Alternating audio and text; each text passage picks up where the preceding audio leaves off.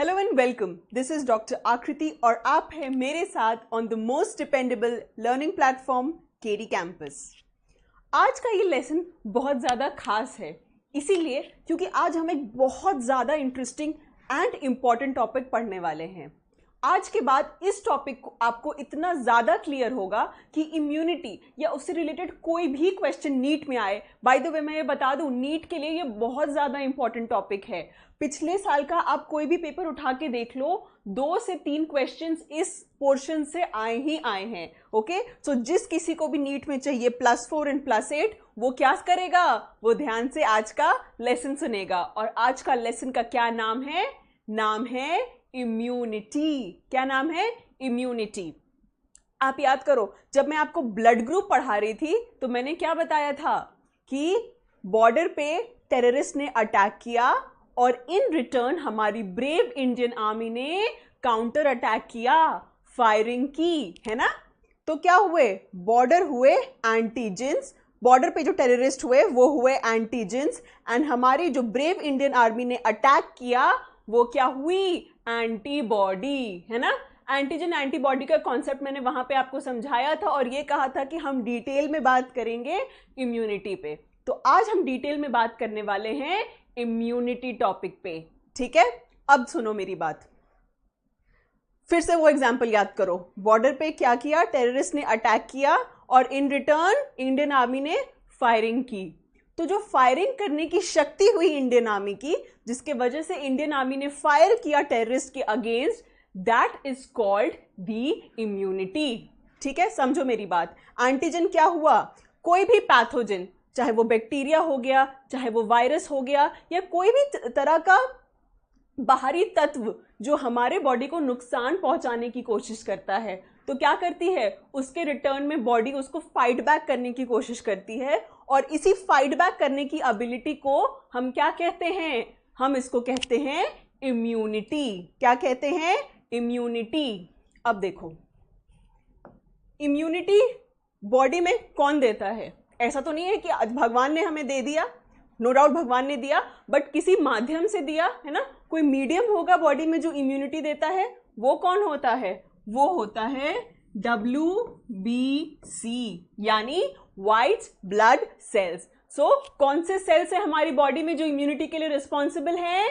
वो है white blood sales. ठीक है, अब देखो ब्लड में क्या क्या होता है? RBC, WBC, प्लेटलेट्स, वो अलग बात है, वो ब्लड की बात है। हम आज WBC के बारे जानते हैं, क्योंकि मुझे पता है मैंने आपको WBC के बारे नहीं बताया, और WBC के बारे जानना बहुत जरूरी है, क्योंकि हम किसकी बात कर रहे हैं? We are talking about immunity. तो इम्यूनिटी कौन देता है? कौन से सेल्स देते हैं? वो देते हैं WBC, यानी व्हाइट ब्लड सेल्स। ठीक है, कौन देते हैं? White blood sales. अब व्हाइट ब्लड सेल्स 3 टाइप के होते हैं, सॉरी 2 टाइप्स के होते हैं। कितने टाइप के? 2 टाइप्स के, ग्रैनुलोसाइट्स एंड अग्रैनुलोसाइट्स। क्या? Granulocytes, granulocytes and agranulocytes. WBC कितने तरह के हो गए? 2 तरीके के, ग्रैनुलोसाइट्स एंड अग्रैनुलोसाइट। अब इस वर्ड में देखो, ग्रैन्यूल है ना, मतलब अगर सेल के अंदर ऐसे ऐसे ऐसे ऐसे ऐसे ऐसे ऐसे ग्रैन्यूल्स पड़े हुए तो वो हुए ग्रैन्युलोसाइट। और वहीं अगर सेल्स के अंदर कोई भी ग्रैन्यूल्स नहीं पड़े होंगे तो वो हो गए आपके अग्रैनुलोसाइट, मतलब बिना ग्रैन्युलोसाइट के, बिना ग्रैन्यूल्स के। तो बिना ग्रैन्यूल्स के क्या हो गए? अग्रैनुलोसाइट्स। ग्रैन्यूल्स के साथ वाले क्या हो गए? ग्रैन्युलोसाइट्स, है ना। अब ग्रैन्युलोसाइट्स में 3 होते हैं, basophil, eosinophil and neutrophil. Granulocyte में 3 हो गए, कौन कौन से? Basophil, eosinophil and neutrophils. इनमें क्या है? इनमें ग्रैन्यूल्स है, सो दे आर ग्रैन्युलोसाइट्स। ठीक है, फिर आ जाओ दूसरे पे, ये क्या है, अग्रैन्युलोसाइट्स, मतलब ग्रैन्यूल्स नहीं होंगे, है ना। इसमें दो तरीके के होते हैं, कौन कौन से, मोनोसाइट्स एंड लिम्फोसाइट्स। कौन से दो तरीके के, मोनोसाइट्स एंड लिम्फोसाइट्स। इतनी बात आ गई समझ। क्या बताया मैंने, व्हाइट ब्लड सेल्स दो तरीके के, ग्रैनुलोसाइट्स, अग्रैनुलोसाइट्स। ग्रैनुलोसाइट्स मतलब उसमें क्या होंगे, ग्रैन्यूल्स प्रेजेंट होंगे। अग्रैनुलोसाइट का क्या मतलब, अग्रैनुलोसाइट मतलब ग्रैनुलोसाइट नहीं है, ग्रैन्यूल्स नहीं है उसमें। तो ग्रैनुलोसाइट कितने टाइप्स का हो गया, तीन टाइप्स का, बेसोफिल, इओसिनोफिल, न्यूट्रोफिल। एक ग्रैनुलोसाइट कितने टाइप का हो गया, दो टाइप का, मोनोसाइट एंड लिम्फोसाइट्स। ये बेसिक बात है अबाउट WBC, ठीक है, टाइप्स ऑफ WBC। अब हम बात कर रहे हैं इम्यूनिटी की। किसकी बात कर रहे हैं, इम्यूनिटी की।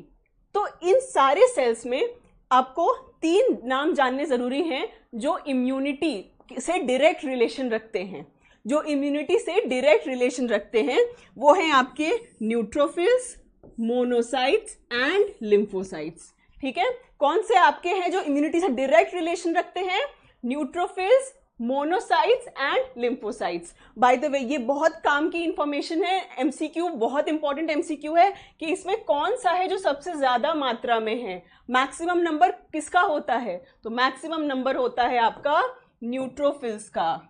न्यूट्रोफिल्स का क्या होता है, मैक्सिमम नंबर किसका है, न्यूट्रोफिल्स, एमसीक्यू। एंड मिनिमम, सबसे कम कौन सा होता है, बेसोफिल्स।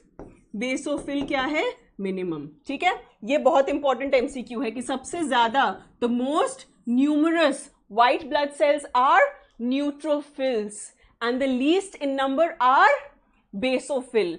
सबसे ज्यादा मात्रा किसकी होती है, न्यूट्रोफिल्स की, और सबसे कम मात्रा किसकी होती है, बेसोफिल्स की। ठीक है, ये बात आ गई।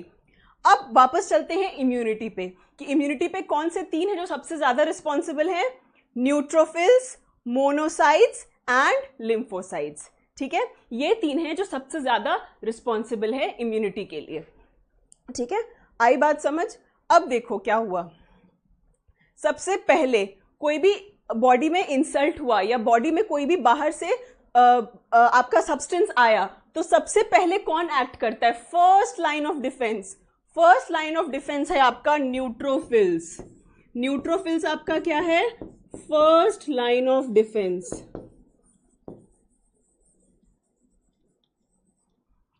कोई भी नॉर्मल केस हुआ, मान लो मर्डर केस हुआ, तो सबसे पहले लोकल पुलिस जाती है। ऐसा तो नहीं कि सीधे सीबीआई पहुंच जाती है, ऐसा तो नहीं होता। अगर मान लो दिल्ली में कोई मर्डर हुआ है तो पहले दिल्ली पुलिस जाएगी, अगर उनसे केस सॉल्व नहीं होगा तब तो सीबीआई आएगी।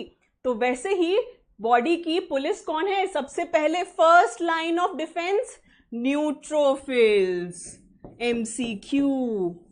फर्स्ट लाइन ऑफ डिफेंस कौन है, न्यूट्रोफिल्स। ठीक है, अब जब इससे बात नहीं बनेगी तब पहुंचेंगे मोनोसाइट्स। ठीक है, जब न्यूट्रोफिल से बात नहीं बनेगी, न्यूट्रोफिल्स है दिल्ली पुलिस, दिल्ली पुलिस से मामला नहीं संभला तो मामला किसको ट्रांसफर हो जाएगा, सीबीआई। और वो कौन है आपके, वो है आपके मोनोसाइट्स। ठीक है, इतनी बात आ गई समझ।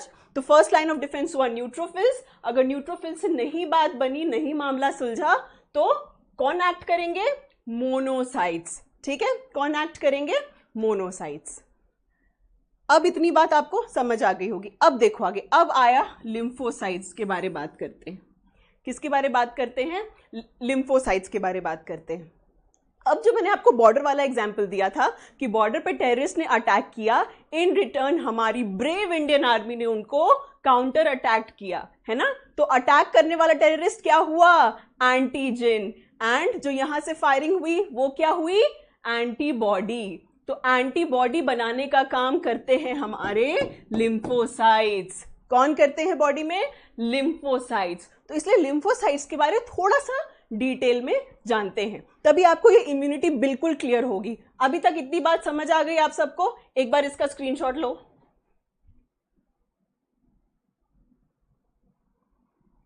ठीक है, अब हम बात करेंगे किसकी? लिम्फोसाइट्स के बारे में। अब देखो लिम्फोसाइट्स,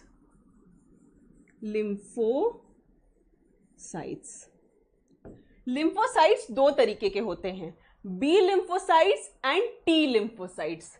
किस तरीके के होते हैं? दो तरीके के, B lymphocytes and T lymphocytes. ठीक है, अब बी लिम्फोसाइट ऐसा है, अब आप एक स्टोरी समझो, एक सिचुएशन इमेजिन करो। ठीक है, आपने अपने किसी फ्रेंड से मजाक किया। ठीक है, आपने अपने किसी फ्रेंड से मजाक किया, पर आपका जो ये फ्रेंड है आपको मुंह पे बोलने के बजाय कि भाई मुझे तेरा मजाक अच्छा नहीं लगा, या ज्योति या मुझे तुम्हारा मजाक अच्छा नहीं लगा, वो क्या करेगा? वो इनडायरेक्टली अपने मन में बात रखेगा और किसी और के थ्रू आपसे बात करवाएगा। ठीक है, कि अच्छा इसने मुझे इंसल्ट किया, मैं ये बात याद रखूंगा या मैं ये बात याद रखूंगी, मैं इसको मुंह पे ना बोलने के बजाय किसी और के थ्रू इस पे अटैक कराऊंगी। समझ रहे हो? तो ये काम करता है बॉडी में बी लिम्फोसाइट्स। ये क्या करता है? खुद नहीं मारता है बट एंटीबॉडी बना देता है। ठीक है, ये खुद नहीं मारता है सेल्स को जो बाहर से अटैक करने की कोशिश करते हैं, बट ये एंटीबॉडी बना देता है। ठीक है, ये क्या करता है? ये एंटीबॉडी बना देता है। वही टी लिम्फोसाइट क्या है? टी लिम्फोसाइट ताकतवर है, वो खुद जाता है और सेल्स को मारता है। ठीक है, टी लिम्फोसाइट आपके उस दूसरे दोस्त की तरह है जो सीधे मुंह पे बोलेगा भाई मुझे तेरा मजाक पसंद नहीं आया, या ज्योति मुझे तेरा मजाक पसंद नहीं आया। ठीक है, सो टी लिम्फोसाइट क्या करेगा? टी लिम्फोसाइट्स जो होता है विल डायरेक्टली अटैक, और बी लिम्फोसाइट क्या करेगा? This produces anti bodies. ये पहले एंटीबॉडी बनाएगा और एंटीबॉडी के थ्रू सेल को मरवाने की कोशिश करेगा। जबकि टी लिम्फोसाइट, आप ऐसे याद करो, T for T lymphocytes, T for ताकतवर, है ना? टी लिम्फोसाइट्स ताकतवर होते, वो कहते हैं मैं सेल्स को खुद अटैक करूंगा, मैं कोई एंटीबॉडी नहीं बनाऊंगा बट मैं सेल को खुद अटैक करूंगा। और इनकी खास बात क्या है कि सेल को अटैक भी खुद करते हैं और बी को हेल्प भी करते हैं कि एंटीबॉडी बनाए। आप खुद सोचो, टी को अटैक भी खुद करते हैं and they also help the B cells to produce antibodies. ठीक है, इतनी बात आ गई समझ? तो बी ने क्या किया? एंटीबॉडी बनाया, टी ने डायरेक्टली सेल्स को अटैक किया मारने के लिए। ठीक है, तो बी से जो इम्यूनिटी आई हमारे बॉडी में उसको हम कहते हैं ह्यूमोरल इम्यूनिटी। क्या कहते हैं? Humoral immunity. जो हमारी बॉडी में इम्यूनिटी आई एंटीबॉडीज के वजह से, यानी बी लिम्फोसाइट्स ने बनाई, उसको हम कहेंगे ह्यूमोरल इम्यूनिटी। ठीक है, और वही जो टी लिम्फोसाइट्स के वजह से आई वो हुई सेल मेडिएटेड इम्यूनिटी।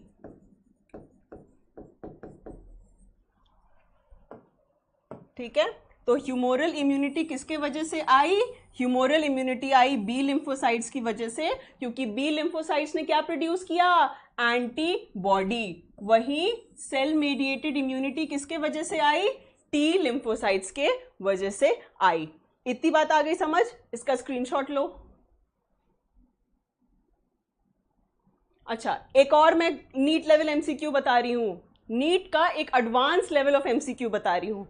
बॉडी में आप सुनते होंगे कई बार कि किडनी डोनेट की किसी ने, या so and so organ donate किया, लिवर डोनेट किया, किडनी डोनेट की। ठीक है, तो इससे क्या होता है? रिजेक्शन क्यों हो जाता है बॉडी में?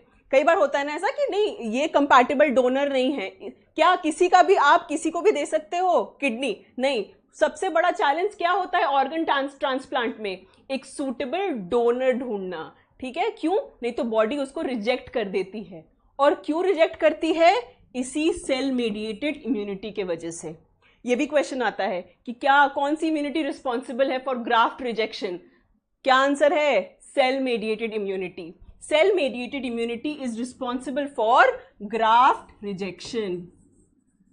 Responsible for graft rejection. ये 2015-2017 में आया हुआ एमसीक्यू है।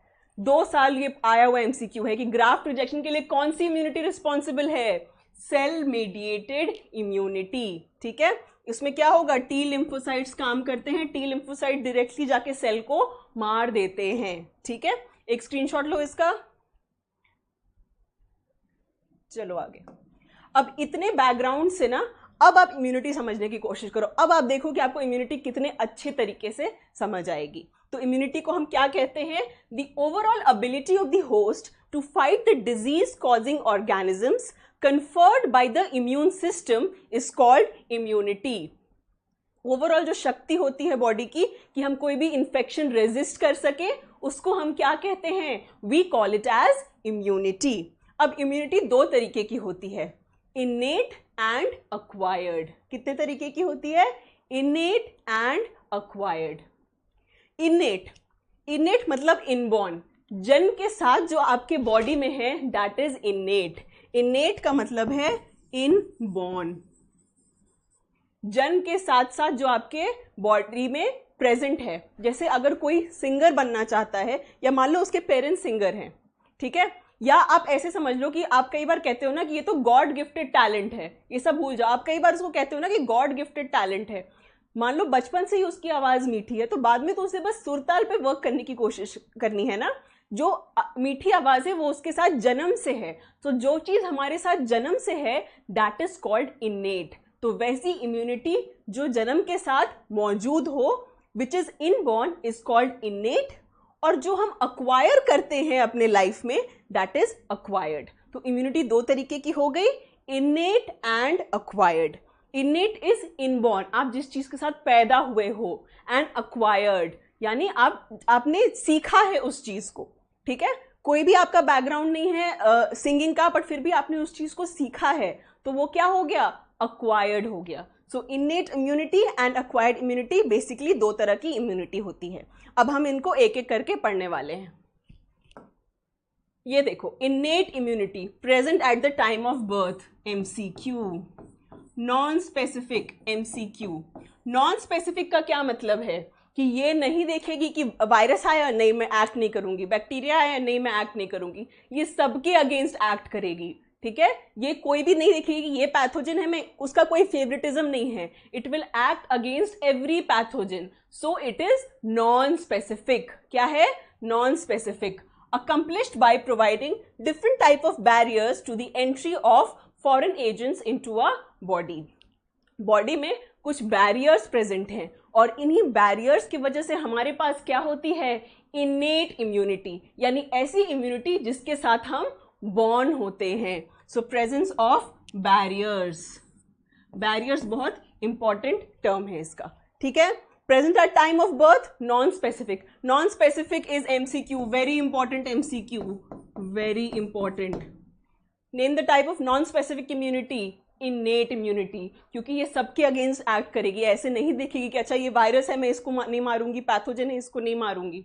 ठीक है, अब हम देखेंगे कि हम इनेट इम्यूनिटी अक्वायर कैसे करते हैं, या इनेट इम्यूनिटी हमारे बॉडी में होती कैसे है। तो देखो, कुछ कुछ बैरियर्स होते हैं बॉडी में। ठीक है, बैरियर्स होते हैं। क्या बैरियर्स?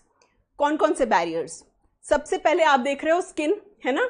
स्किन एक बहुत बड़ा बैरियर है, एक बहुत बड़ा फिजिकल बैरियर है। क्या, किसकी बात कर रही हूं मैं? स्किन की बात कर रही हूं।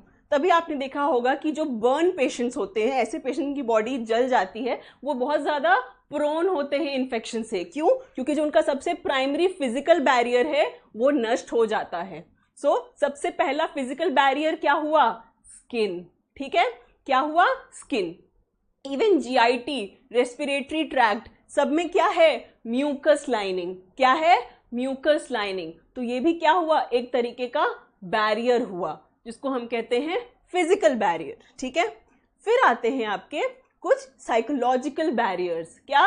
Physiological barriers. कौन से बैरियर्स? Physiological barriers. जैसे सलाइवा है ना, बहुत सारे माइक्रो ऑर्गेनिजम्स को सलाइवा भी ट्रैप करता है, जो थूक होती है ना, बहुत सारे माइक्रो ऑर्गेनिजम्स को सलाइवा ट्रैप करता है, क्योंकि सलाइवा के पास क्या प्रेजेंट होता है? सलाइवा के पास प्रेजेंट होता है लाइसोजाइम एंजाइम। कौन सा एंजाइम?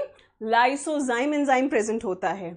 टीयर्स हो गए, है ना, आंखों में जो टीयर्स, ऐसा तो नहीं है कि सिर्फ टीयर्स रोने के टाइम आते हैं, जब आपको किसी बात का दुख होता है, ऐसे जरूरी नहीं है टीयर्स तभी भी आते हैं। आप देखो, आप कहीं पोल्यूशन में जाओ या आपकी आंखों में कुछ चला जाए तब भी आंख से पानी आता है। वो क्या है? बॉडी का एक प्रोटेक्टिव मैकेनिज्म है ना, बॉडी का एक प्रोटेक्टिव मैकेनिज्म है।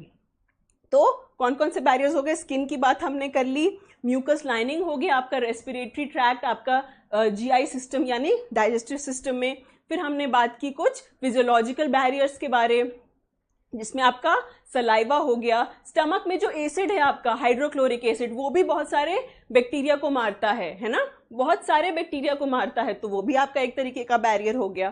फिर मैंने जो अभी आपको क्या पढ़ाया, मोनोसाइट्स पढ़ाया, न्यूट्रोफिल्स पढ़ाया, ये भी क्या हुए, है ना, क्या हुए ये सारे हुए सेलुलर बैरियर्स, क्योंकि ये सेल्स होते हैं जो आपके बॉडी में इम्यूनिटी देते हैं। ठीक है, तो अभी देखो इस डायग्राम में देखो, लाइसोजाइम, टीयर और सलाइवा, उसमें कौन सा एंजाइम प्रेजेंट होता है? उसमें प्रेजेंट होता है लाइसोजाइम, और यही लाइसोजाइम क्या करता है? इम्यूनिटी देता है, क्योंकि ये एंटी बैक्टीरियल इन नेचर होता है। ठीक है, फिर मैंने क्या बताया था, रेस्पिरेटरी ट्रैक्ट में क्या है? सीलिया, याद करो, बताया था ना, सीलिया म्यूकस को ट्रैप करता है, डस्ट पार्टिकल्स को ट्रैप करता है, तो सीलिया हो गया आपका दूसरा बैरियर। स्किन सरफेस हो गई आपकी physical barrier. Mucus lining the trachea.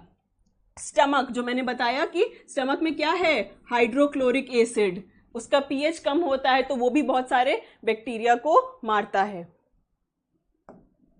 कौन क्या क्या बताया मैंने? सबसे पहले बताया मैंने स्किन बैरियर है, सब लोग अग्री करते हैं, है ना, सबको पता है स्किन सबसे ज्यादा मेजर बैरियर है हमारे बॉडी में, है ना, स्किन हो गया। फिर क्या हो गया? सलाइवा, फिर टीयर्स, इनमें क्या प्रेजेंट होता है? लाइसोजाइम। लाइसोजाइम एक एंटी बैक्टीरियल एंजाइम है। क्या है? Anti bacterial enzyme. ठीक है ना। और क्या बताया मैंने? न्यूट्रोफिल्स हो गए। अब देखो, अब एक हमारी बॉडी में इंटरफेरॉन नाम का सब्सटेंस होता है। क्या होता है? इंटरफेरॉन। जैसे मान लो ये एक सेल है ए, ठीक है, एक सेल है ए, इसमें आ गया वायरस। क्या आ गया? वायरस। तो क्या ये वायरस इन्फेक्टेड सेल हो गई? है ना, क्योंकि सेल में क्या आ गया? वायरस। तो क्या हो गई सेल? Virus infected cell. तो अब ये सेल क्या सिक्रीट कर देती है?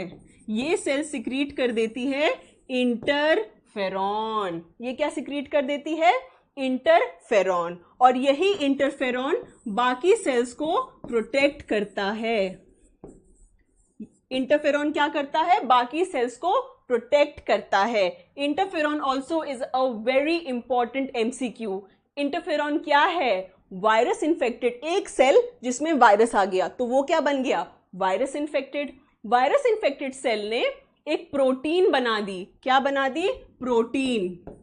और उस प्रोटीन का क्या नाम है? उस प्रोटीन का नाम है इंटरफेरॉन। और इसने क्या किया? बाकी सेल्स को क्या किया? प्रोटेक्ट किया। देखो, उसको उस पे वायरस आ गया, है ना, वायरस आया तो उसने तुरंत सोचा अरे इंटरफेरॉन बनाओ, इंटरफेरॉन बनाओ। इंटरफेरॉन बना के उसने क्या किया? बाकी सेल्स को मैसेज दिया और बाकी सेल्स को बचा दिया कि नहीं, तुम्हें वायरस नहीं मारेगा। ठीक है, so this was about interferon. क्या होते हैं? Virus infected cells secrete a protein known as interferon which protects the other cells. ठीक है, अब वही रेपिटेशन है। बैरियर मैंने बताया था, फिजिकल बैरियर क्या क्या हो गई आपकी? Skin, mucus membrane of GIT. GIT मतलब डाइजेस्टिव सिस्टम। जीआईटी मतलब डाइजेस्टिव सिस्टम। उसके बाद फिजियोलॉजिकल बैरियर्स में हो गया saliva, acid in the stomach और टीयर्स। उसके बाद सेलुलर बैरियर्स में हो गए neutrophils and monocytes, and cytokine barriers में हो गए इंटरफेरॉन्स। इंटरफेरॉन्स बहुत इंपॉर्टेंट एमसीक्यू है, वेरी वेरी इंपॉर्टेंट। इंटरफेरॉन क्या है? ये प्रोटीन है। This is a protein. और ये कौन सिक्रीट करते हैं? इसको सिक्रीट करते हैं आपके वायरस इन्फेक्टेड सेल्स, ठीक है। वायरस इन्फेक्टेड सेल्स सिक्रीट करते हैं आपके इंटरफेरॉन्स। इतनी बात समझ आ गई। अब देखो, यहां तक हमने बात की थी इन्नेट इम्यूनिटी की, यानी ऐसी इम्यूनिटी जो हमारे जन्म के साथ होती है। The immunity which is inborn is innate immunity. दूसरी इम्यूनिटी होती है हमारी अक्वायर्ड इम्यूनिटी, है ना, जिसको हम अक्वायर करते हैं अपने लाइफ में, और वो होती है pathogen specific. Very important MCQ. ये क्या है? Pathogen specific. इन्नेट क्या था? Non specific. क्या स्किन बोलेगा नहीं तुम बैक्टीरिया हो, तुम अंदर आओ, नहीं तुम वायरस हो, तुम बाहर जाओ? नहीं, स्किन सबसे बैरियर का काम करता है। लेकिन अक्वायर्ड क्या? पैथोजन स्पेसिफिक है। ऐसा नहीं कि वायरस के अगेंस्ट भी सेम एंटीबॉडी बनेगी जो बैक्टीरिया के अगेंस्ट बनेगी, ऐसा नहीं होगा। This is pathogen specific. Characterized by memory. Other important MCQ, इसकी मेमोरी होती है। याद करो, मैंने बताया था, अगर आपके फ्रेंड ने इंसल्ट किया आपको एक बार और दोबारा इंसल्ट करेगा तो आपकी मेमोरी में रहता है कि अच्छा इसने एक बार मुझे इंसल्ट कर चुका है ये। So this is acquired immunity. अब इसका ये मतलब है कि जब आपको आपके फ्रेंड ने एक बार इंसल्ट किया तो आपको गुस्सा आया, ठीक है, पर आपको लगा चलो ठीक है कोई बात नहीं। पर अगर उसी फ्रेंड ने दोबारा आपको इंसल्ट किया तो दोबारा आप सहोगे? नहीं सहोगे, आप दोबारा काउंटर अटैक करोगे, है ना। दोबारा तो इंसल्ट नहीं सहोगे। बस वही बात लिखी हुई है इसमें, ठीक है, कि जब पैथोजन फर्स्ट टाइम बॉडी में आएगा तो बॉडी एक इनिशियल लो रिस्पॉन्स देगी, लो इंटेंसिटी रिस्पॉन्स देगी। बट वही पैथोजन जब बॉडी में दोबारा आएगा तो बॉडी हाई इंटेंसिटी रिस्पॉन्स देगी, ठीक है। तो देखो क्या लिखा है। This means when our body encounters pathogen for the first time it produces a response known as primary response which is of low intensity. यानी पहला रिएक्शन लो इंटेंसिटी का है। उसके बाद subsequent encounter with the same pathogen elicits a highly intensive secondary response. तो secondary response कैसा है? Highly intensive, ज्यादा इंटेंसिटी वाला है, ठीक है। अब देखो, अब जो मैंने आपको बताया था बी और टी लिम्फोसाइट्स, उनका रोल आ गया आपके अक्वायर्ड इम्यूनिटी में, ठीक है। तो क्या बताया था मैंने कि बी क्या सेल को डायरेक्ट मारता है? नहीं, बी क्या बना देता है? बी बना देता है एंटीबॉडी, है ना। बी सेल्स एंटीबॉडी बना देते हैं। तो यहां पे हमें एंटीबॉडी का स्ट्रक्चर जानना जरूरी है। अनदर वेरी इंपॉर्टेंट एमसीक्यू, ये डायग्राम आपके एनसीईआरटीज में दिया हुआ है, क्लास 12th का हेल्थ एंड डिजीज चैप्टर का। This diagram is very important, इसकी मार्किंग बहुत इंपॉर्टेंट है। आओ इसको मैं आपको समझाती हूँ। देखो, स्ट्रक्चर ऑफ एंटीबॉडी, ये हम एंटीबॉडी का पढ़ रहे हैं स्ट्रक्चर। एंटीबॉडी कौन बनाता है? बी लिम्फोसाइट्स, है ना। बी लिम्फोसाइट्स एंटीबॉडी बनाते हैं। इसका स्ट्रक्चर क्या है? इसके स्ट्रक्चर को हम लिखते हैं H2L2। H2L2 मतलब दो हैवी चेन और दो लाइट चेन। क्या? दो हैवी चेन और दो लाइट चेन। ये देखो, ये दिख रहा है आपको लाइट चेन, ये वाली, ये दिख रही है, ये भी क्या हो गई? लाइट चेन, है ना। ये दिख रहा है, ये पूरा, ये है आपका हैवी चेन। वैसे ही ये क्या हो जाएगा? Heavy chain. तो क्या मैं इसको लिख सकती हूं H2N L2? क्यों?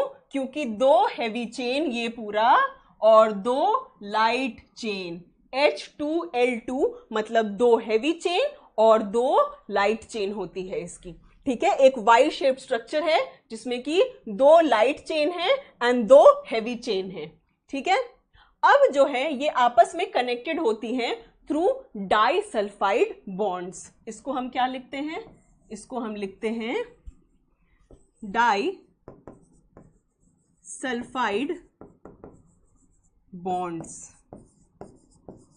डाई का मतलब दो, सल्फाइड मतलब सल्फर। सो दो सल्फर के बॉन्ड से जुड़ी हुई हैं, इसलिए हम क्या कहते हैं इनको? Disulphide bonds. MCQ, disulphide bonds present होते हैं क्या एंटीबॉडी मॉलिक्यूल में? हाँ, होते हैं। लाइट चेन्स और हैवी चेन्स कैसे कनेक्टेड है एक दूसरे से? Through the help of disulphide bonds, ठीक है। डाइसल्फाइड बॉन्ड्स हो गया, दो हैवी चेन एंड दो लाइट चेन की बात कर ली मैंने। अब ये जो साइट है ना, ये यहां पे आके कौन बाइंड करेगा? यहां पे आके बाइंड करेगा आपका एंटीजेन। कौन बाइंड करेगा? Antigen. So this is the antigen binding site. ये क्या है आपका? एंटीजेन बाइंडिंग साइट, है ना। ये क्या हो गया? Antigen binding site. क्यों? क्योंकि यहां पे आके कौन लगेंगे? एंटीजेन्स लगेंगे। तो वाई शेप स्ट्रक्चर के ऊपर जो ये दो एरियाज हैं, ये क्या हो गए आपके? Antigen binding sites. ठीक है, तो this was about the structure of antibody, जिसमें कि क्या है? H2 एंड L2, दो हैवी चेन्स, दो लाइट चेन्स, आपस में कैसे कनेक्टेड हैं? Die sulphide bonds. डाई मतलब दो, सल्फाइड मतलब सल्फर। ठीक है, और सबसे ऊपर में इन एरिया जो मैंने रेड में मार्क किया है, वहां पे क्या आके अटैच करेगा? एंटीबॉडी है तो कौन आके अटैच होगा? एंटीजेन। ठीक है, चलो आगे। अब यहां तक हमने बात की थी इम्यूनिटी में कौन कौन सी? Innate and acquired. ठीक है, कौन कौन सी? Innate and acquired. अब अक्वायर्ड इम्यूनिटी में फिर दो आगे सब टाइप्स हैं। कौन कौन से? Active and passive. कौन कौन से? Active and passive. एक्टिव और पैसिव का क्या मतलब? क्लास में कुछ बच्चे होते हैं जो बहुत ज्यादा एक्टिव होते हैं, वो क्वेश्चंस भी पूछते हैं, वो टीचर्स को सजेशन भी देते हैं कि मैम इस टॉपिक को कराना चाहिए, है ना। वो सारा क्वेश्चन पेपर रिसर्च करके आते हैं कि मैम इस चैप्टर से इस साल ये वाला क्वेश्चन आया था, इसको किया जाए। और कुछ बच्चे होते हैं पैसिव, वो चुपचाप बस सुनते रहते हैं कि ठीक है सर या मैम ने जो बोल दिया उसको बस सुन लिया, है ना। तो वैसा ही कुछ हमारी बॉडी के साथ होता है। अक्वायर्ड इम्यूनिटी भी उसी टाइप की होती है। कुछ होती है एक्टिव इम्यूनिटी, मतलब बॉडी खुद मेहनत करके बनाती है। कुछ होती है पैसिव, जो बॉडी को दे दी जाती है। ठीक है, क्या हुआ? जो बॉडी ने खुद मेहनत करके बनाया वो हुई एक्टिव इम्यूनिटी, और जो बॉडी को दे दी गई वो हुई पैसिव इम्यूनिटी। ठीक है, अब इनमें भी सब टाइप्स हैं, नेचुरल एंड आर्टिफिशियल। ठीक है, नेचुरल एंड आर्टिफिशियल, इसमें भी सब टाइप्स हैं, नेचुरल एंड आर्टिफिशियल। देखो, आपने कई बार सुना होगा कि चिकन पॉक्स एक बार मुझे हो चुका है, अब मुझे दोबारा नहीं होगा, है ना। क्यों होता है ऐसा? क्योंकि चिकन पॉक्स एक बार हुआ, बॉडी को मेमोरी थी कि ठीक है इस एंटीजन के अगेंस्ट मैंने ये एंटीबॉडी बनाई थी, और उसको बॉडी ने याद रखा। तो जैसे ही चिकन पॉक्स दोबारा आने की कोशिश करेगा तो बॉडी एंटीबॉडी बना देगी। इसी वजह से हम कहते हैं चिकन पॉक्स एक ही बार होता है। यूजुअली चिकन पॉक्स दोबारा नहीं होता लाइफ में। क्यों? क्योंकि एंटीबॉडीज होती है, और एंटीबॉडी को याद रहता है कि अच्छा ये एंटीजन आया था, मैंने ये एंटीबॉडी बनाई, अब दोबारा आएगा तो मैं पहले ये वाली एंटीबॉडी बना के रखती हूं अपने पास। ठीक है, तो इसको हम कहेंगे नेचुरल, है ना। यानी आपको पहले डिजीज हुआ, बॉडी ने एंटीबॉडी बनाई और उसके थ्रू आपको प्रोटेक्शन मिला, ये हो गई आपकी नेचुरल, है ना। ये हो गई जैसे कि चिकन पॉक्स के अगेंस्ट जो आपने एंटीबॉडी बनाई। अब एक आती है आर्टिफिशियल, जिसमें आप एग्जाम्पल ले लो वैक्सीन का। क्या एग्जाम्पल ले लो? वैक्सीन का। वैक्सीन टीबी के प्रोटेक्शन के लिए लगता है, बहुत सारी बीमारियों के प्रोटेक्शन के लिए लगता है। डीपीटी वैक्सीन होता है, डिप्थेरिया, पर्ट्यूसिस, टेटनस के लिए लगता है ना। बीज वाले चैप्टर में मैंने वैक्सीन कराया था। वैक्सीन का फंडा क्या है? वैक्सीन में जो डिजीज कॉजिंग एजेंट है ना, वो हम आधा मार देते हैं, जिसको हम इंग्लिश में कहते हैं हाफ एटेन्यूएटेड, मतलब उसकी आधे एंटीजेंस को हम मार देते हैं। ठीक है, तो आधे को हमने इंजेक्ट किया बॉडी में। अब वो एंटीजन या वो पैथोजन डिजीज कॉज नहीं करेगा बॉडी में, उसमें इतनी शक्ति नहीं है कि वो डिजीज कॉज करेगा, बट वो एंटीबॉडीज बना देगा। ठीक है, इतनी शक्ति नहीं है उसमें कि वो डिजीज कॉज कर सके, बट क्या करेगा अच्छा काम कि बॉडी में एंटीबॉडी बना देगा, तो आपको उस बीमारी से प्रोटेक्शन मिल जाएगा। ठीक है, तो ये होता है आपका एक्टिव एंड आर्टिफिशियल इम्यूनिटी। अब आ जाओ पैसिव पे। पैसिव मतलब जो आपको दे दी गई है ना। पैसिव का क्या मतलब होता है? जो आपको दे दी गई है। ठीक है, तो पैसिव नेचुरल, जो मदर से जो मिल्क निकलता है, ठीक है, जो मदर्स मिल्क होता है, वो हो जाता है आपका बहुत अच्छा example of passive natural immunity, है ना। Passive natural immunity. इसमें कौन सी एंटीबॉडी होती है? IgA, है ना, IgA एंटीबॉडीज होती है मिल्क में। अब आ जाओ आर्टिफिशियल पे। अब ऐसा कोई बंदा है जिसका इम्यूनिटी बहुत कम है, ठीक है, तो क्या वो एंटीबॉडी बना पाएगा? अगर इम्यूनिटी कम है तो क्या वो एंटीबॉडी बना पाएगा? नहीं बना पाएगा, है ना। तो ऐसे केस में हम क्या करते हैं कि उसको ऑलरेडी प्रीफॉर्म्ड एंटीबॉडी इंजेक्ट कर देते हैं बॉडी में। क्या कर देते हैं? प्रीफॉर्म्ड एंटीबॉडी इंजेक्ट कर देते हैं। तो वो हो गया आपका आर्टिफिशियल, है ना, पैसिव, क्योंकि उसको बस दे दिया गया, उसको इंजेक्ट कर दिया गया। बीमार बनते हो क्या आप बोलोगे कि तुम एंटीबॉडी बनाओ? नहीं, वो तो बना ही नहीं सकता। तो इसीलिए हम उसके बॉडी में इंजेक्ट कर देते हैं प्रीफॉर्म्ड एंटीबॉडीज, ठीक है। अब इसको मैं और आपको स्लाइड्स के थ्रू समझाऊंगी तो आपको समझ आ जाएगा। क्या अक्वायर्ड इम्यूनिटी दो तरीके की हुई, एक्टिव एंड पैसिव। जो बॉडी खुद मेहनत करके बनाती है दैट इज एक्टिव, जो बॉडी को दे दी जाती है वो है पैसिव। और दोनों के दो सब टाइप्स हैं, नेचुरल, आर्टिफिशियल। इसमें भी नेचुरल एंड आर्टिफिशियल। देखो अब क्या आया एक्टिव इम्यूनिटी पे, ठीक है। एक्टिव इम्यूनिटी की बात करते हैं। क्या हुआ इसमें? बॉडी में डिजीज हुई, चिकन पॉक्स हुआ, बॉडी ने एंटीबॉडी बना ली, एंड दोबारा अगर कभी चिकन पॉक्स अटैक करने की कोशिश करेगा तो बॉडी कह देगी नहीं एंटीबॉडी बनी हुई है ना। तो ये हो गई नेचुरल। दूसरी क्या है? आर्टिफिशियल, वैक्सीनेशन, वैक्सीन जो दे दी जाती है बॉडी में, है ना, टीबी प्रिवेंट करने के लिए। ये क्या होती हैं? ये होती हैं हाफ एटेन्यूएटेड,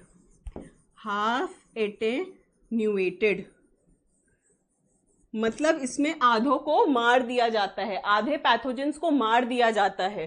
तो ये डिजीज कॉज नहीं कर सकती, इनमें इतनी शक्ति नहीं है कि ये डिजीज कॉज कर सके, बट ये एंटीबॉडी बना देगी, है ना। डिजीज कॉज नहीं कर पाएगी बॉडी में, बट बॉडी इसके अगेंस्ट एंटीबॉडी बना देगी। तो ये हमारे क्या हुए? एक्टिव इम्यूनिटी के दो टाइप्स, नेचुरल एंड आर्टिफिशियल, ठीक है। अब आ जाओ पैसिव, मतलब दे दी गई, है ना, पैसिव मतलब दे दी गई। इसमें नेचुरल का सबसे बड़ा एग्जाम्पल क्या है? ब्रेस्ट मिल्क, है ना, ब्रेस्ट मिल्क, क्योंकि ब्रेस्ट मिल्क में कौन सी एंटीबॉडी होती है? IgA, MCQ of 2015, IgA antibody present in breast milk, ठीक है। तो नेचुरल एंटीबॉडी, नेचुरल पैसिव का सबसे अच्छा एग्जाम्पल क्या है? ब्रेस्ट मिल्क, ठीक है।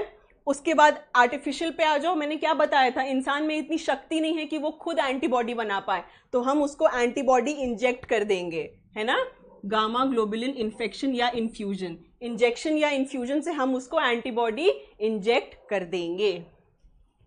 आओ यही वाली चीज दोबारा आपको रेपिटेशन। अक्वायर्ड इम्यूनिटी फिर कितने टाइप्स की हो गई? Active and passive. एक्टिव मतलब बॉडी ने खुद मेहनत करके बनाया, पैसिव उसको दे दी गई। उन दोनों का और फर्दर सब टाइप्स क्या है? Natural, artificial, natural, artificial. Chicken pox हुआ, उसके अगेंस्ट जो एंटीबॉडी बनी वो क्या हुआ? नेचुरल। वैक्सीन क्या हुआ? आर्टिफिशियल। मदर्स मिल्क क्या हो गया? नेचुरल, पैसिव, है ना। और प्रीफॉर्म्ड एंटीबॉडीज अगर आपने इंजेक्ट कर दी तो क्या हुआ? पैसिव, आर्टिफिशियल, ठीक है। इतनी बात समझ आ गई? दोबारा वही diagram, active immunity, passive immunity. Natural क्या हुआ? इन्फेक्शन आया, आपकी बॉडी ने एंटीबॉडीज बना ली। पैसिव मतलब वैक्सीनेशन दिया। वैक्सीनेशन में क्या होते? हाफ अटेन्युएटेड पैथोजेंस, मतलब पैथोजन में इतनी शक्ति नहीं होती कि वो डिजीज कॉज कर सके, बट उनके अगेंस्ट बॉडी क्या बना देगी? एंटीबॉडीज, ठीक है। अब आ जाओ पैसिव इम्यूनिटी में। नेचुरल क्या हो गया? Maternal antibodies. डिलीवरी के टाइम प्लेसेंटा के थ्रू भी कुछ इम्यूनिटी होती है जो मदर देती है बच्चों को, ठीक है। आपका ब्रेस्ट मिल्क तो हो ही गया नेचुरल पैसिव में, बट डिलीवरी के टाइम मदर भी कुछ एंटीबॉडीज देती है बच्चों को, वो भी हो जाएगा आपका नेचुरल। और आर्टिफिशियल क्या हुआ? आपने एंटीबॉडीज इंजेक्ट कर दी किसी ऐसे बंदे को जिसका इम्यून सिस्टम काम नहीं कर रहा, ठीक है। सो with this we come to an end of today's class of immunity. Hope कि आज के बाद आपको इम्यूनिटी बिल्कुल अच्छे से समझ में आ गई होगी, क्योंकि मैंने बिल्कुल बेसिक से शुरू किया था, है ना. इम्यूनिटी बॉडी में कौन देता है? White blood cells. तो पहले हमने वाइट ब्लड सेल्स के बारे पढ़ा, है ना, जिसमें कि लिम्फोसाइट्स के बारे अलग से पढ़ा. फिर हमने इम्यूनिटी के बारे पढ़ा, इनेट, अक्वायर्ड, फिर अक्वायर्ड के बारे पढ़ा, एक्टिव, पैसिव, है ना. तो पूरी इम्यूनिटी आई होप इस लेसन के बाद आपको बहुत अच्छे तरीके से क्लियर हो गई हो. ये आप सबके इंफॉर्मेशन के लिए दोबारा मैं बता रही हूँ कि 26 मई से हमारा कोर्स लॉन्च हो रहा है for NEET 21. All those interested, details आपके सामने हैं. केडी लाइव ऐप डाउनलोड करो, इन नंबर्स पे कांटेक्ट करो if you want a doctor title in NEET 2021. Okay, so with this we conclude today's session. कल मिलेंगे एक न्यू टॉपिक के साथ. Till then keep liking, keep sharing and do subscribe. Thank you so much.